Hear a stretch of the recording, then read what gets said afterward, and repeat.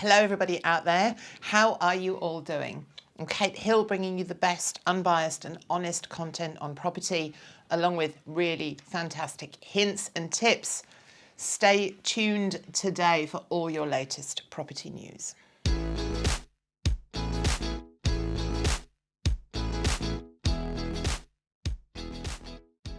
So I read an article by Terry Ryder from Hotspotting the other day that really rang true for me. And the point was, or is, this. One of the common ways in which the media can mislead consumers regarding the state of the real estate market is by placing really undue importance on the month-to-month statistics.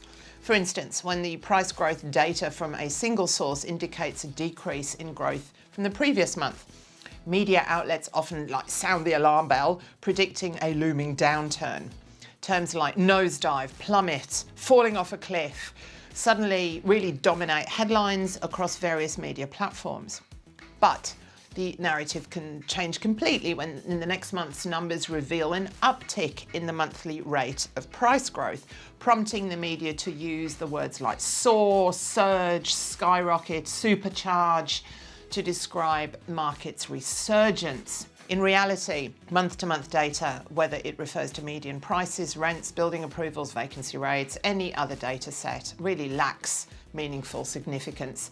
A single month's statistics do not establish a reliable trend. It's only when consistent decline in the rate of price growth persists over several months, corroborated by other research sources, that we should really begin to attribute significance to the data. But the month-to-month figures often fluctuate with no smooth trajectory in sight. In early August, the media jumped on the bandwagon when CoreLogic's monthly price report indicated a 0.7% rise in dwelling values nationally for July, following a 1.1% increase in June. It's important to note that different sources, such as some self-promoting property gurus or Domain, SQM Research, the Australian Bureau of Statistics, may provide varying figures.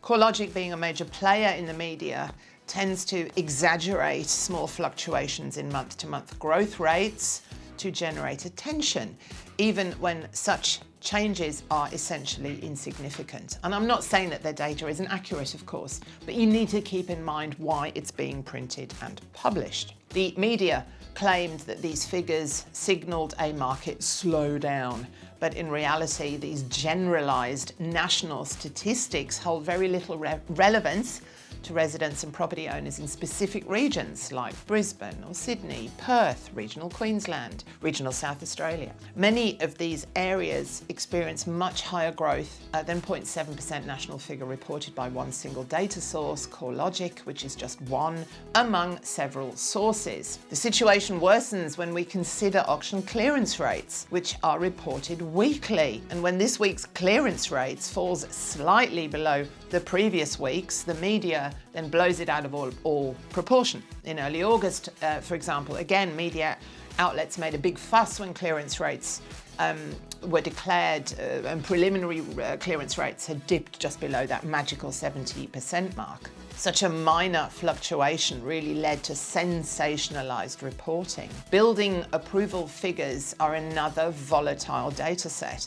When the Bureau of Statistics reported an 8% drop in dwelling approvals for June, the media portrayed it as a disaster. However, the previous month, May, had seen a 20% increase in approvals, predicting the next official figures for building approvals in July is uncertain. But one thing is clear: the media will likely sensationalise the result, further adding to the sea of misinformation that really engulfs the real estate market and consumers across Australia.